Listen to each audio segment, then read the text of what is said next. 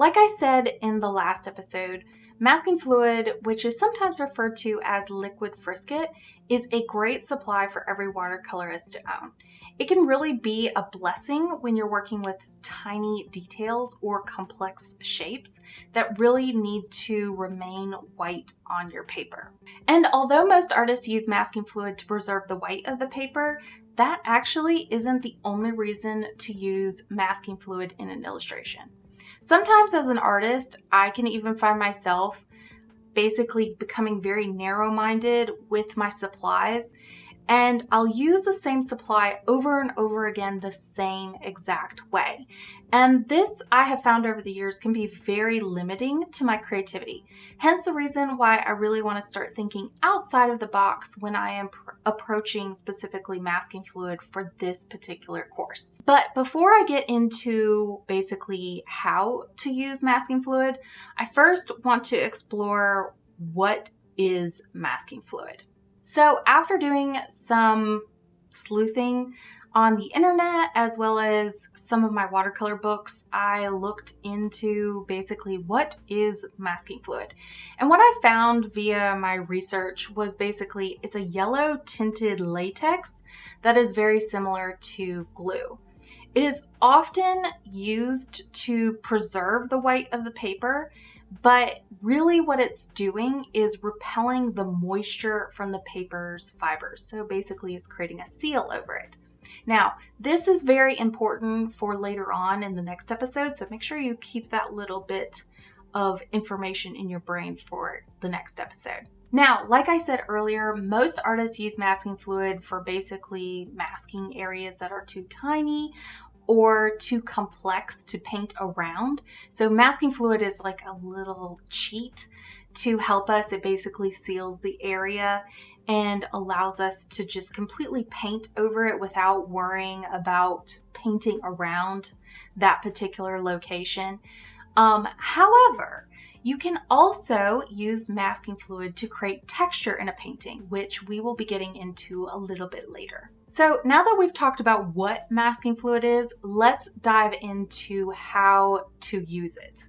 So the very first way to use masking fluid, and the most common way, is basically to preserve the white of your paper.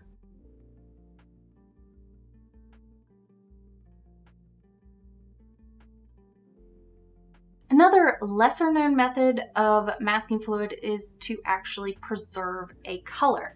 So in this case, you'll paint your color down and then apply the masking fluid on top. This method is not used as frequently because it is pretty easy to rip your paper. And a lot of people are intimidated of putting masking fluid on top of an already painted color. And another reason why it's not used as often is because sometimes the masking fluid can actually lift some of the color that was previously painted up with your mask.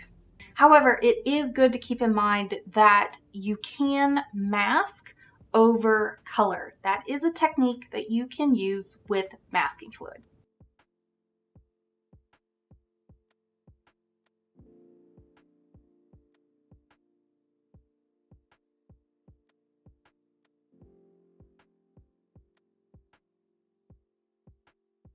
My favorite method for using masking fluid actually is for teeny details.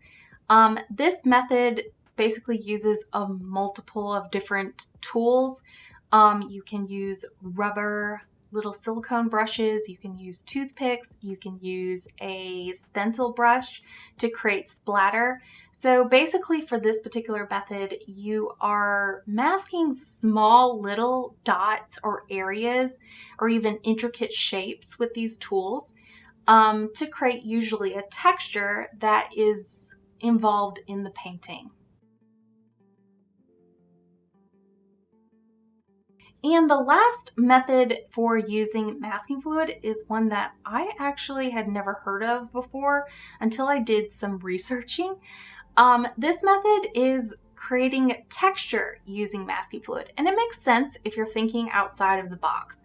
So one thing that you can do with masking fluid is you can basically take plastic wrap, or you can take tissue paper, or you can take a really textured brush and basically apply the masking fluid onto the paper in these random patterns. And what happens is, since you really have no control over where the masking fluid is landing, as well as the thickness of the masking fluid, you're going to get these unique textures as you paint over the paper, and then you remove it. So a lot of these are used for abstract paintings or just for textured areas that you want definition, I would say, in a painting.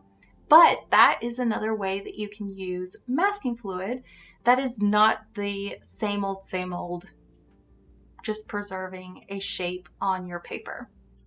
Hey y'all, this is Carrie, and what you just watched is actually the first lesson of my brand new course, basically uncovering the secrets of masking fluid.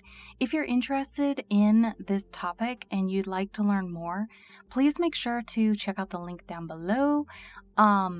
This course is private right now, but it will be released November the 20th, and it's going to be open for a limited time for a very discounted price. And so I wanted to give you all a heads up. If you want to purchase this course, make sure to get it basically this week. In it, I basically go over masking fluid tools, as well as my secrets for using masking fluid and how I prevent specifically ripping the paper, and also how I apply it to the paper.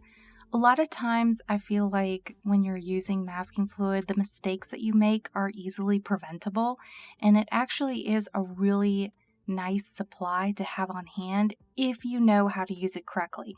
And this particular course is broken down in a very simple and easy way to understand what masking fluid is, how to use it, as well as how to remove it, and also mistakes to avoid while you're in the process of working with your masking fluid, and if those mistakes happen, how to correct them in the moment to basically limit as many problems as possible while you're working with it. So I really hope you will check out the new course. Happy painting, y'all, and I will talk to you next time.